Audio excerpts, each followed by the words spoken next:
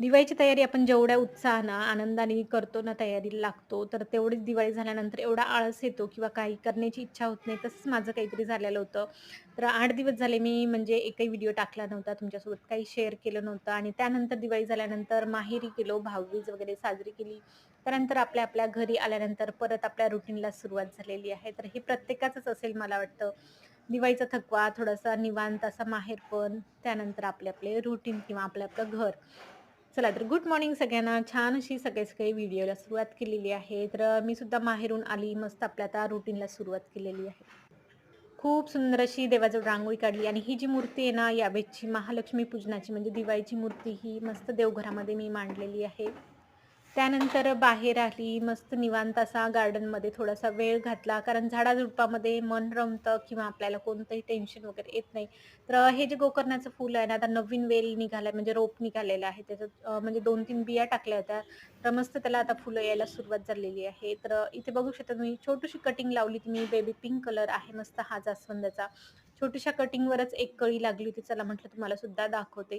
त्यानंतर मला आज दिवाळीचे जेवढे काही दिवे असतील ना, ते स्वच्छ करून ठेवायचे होते. कारण जर आपण असेच ठेवले ना, तर मग त्याला धूळ एवढी पडते किंवा धूळ तेलकट असल्यामुळे खूप घाण होतात आणि मग ते करण्याची सुद्धा इच्छा राहत नाही.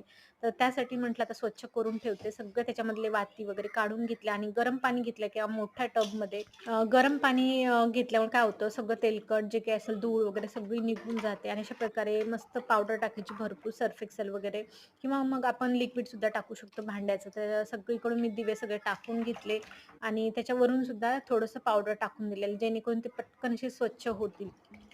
स्वच्छ केल्यानंतर छान याला काय करायचं एका कपड्यावरती मी अर्धा तास असंच पाण्यामध्ये याला ठेवून दिलं होतं आणि त्यानंतर मस्त स्वच्छ असं चोळून-चोळून धुवून घेतलेले आहे आणि एका सुती कपड्यावरती सुकायला ठेवलं. बघू शकता तुम्ही किती घाण निघालेली आहे, तेलकट वगैरे सगळं निघून जातं. सुकायला ठेवून दिले दिवे आणि दुसरे दिवे मी जे काही कलरचे होते ना, ते अशा प्रकारे ओल्या कपड्याने फक्त पुसून काढलेले आहेत आणि पॉलिथिनमध्ये रॅप करून ठेवलेले. कारण जर कलरचे दिवे जर आपण धुतले ना, त्याचा सगळा कलर निघून जाईल किंवा मग शाईन निघून जाते. त्यासाठी फक्त ओल्या कपड्याने मी इथे स्वच्छ करून घेतलेली नाही आणि जे कलरचे दिवे होते ना, त्याच्यामध्ये 4च दिवे आले होते एका पॅकमध्ये. तर माझ्या मुलीने खूप सुंदर असा कलर करून दिला होता एका दिव्याला, तो सुद्धा ठेवून दिलेला त्याच्यामध्येच. आणि हे जे पावलं आहे ना, हे सुद्धा मस्त रॅप करून हे दिव्याचे, मोठे दिव्याचे जे किंवा 11-12 दिव्याचे राहतं, ते सुद्धा छान असं पॅक करून ठेवून दिलेलं आहे पॉलिथिनमध्ये. त्यानंतर हे कुंभ सुद्धा पुढच्या वर्षी कामी येतील म्हणून मस्त पेपरमध्ये रॅप करून ठेवून दिलेले आहे अशा प्रकारे एका भरणीमध्ये. जेणेकरून सज्जावरती ठेवून दिलं, की मग ते आपण वर्ष म्हणजे पुढच्या वर्षीच कामी येतील काढण्यासाठी. तर मोठ्या बॉक्समध्ये सगळे दिवे मी पॅक करून ठेवले आहेत. तुम्ही सुद्धा अशा प्रकारे ठेवू शकता. तर आजचा व्हिडिओ तुम्हाला कसा वाटला? आवडला असेल तर लाईक, शेअर, सबस्क्राईब करायला विसरू नका. भेटूया अशाच एका नवीन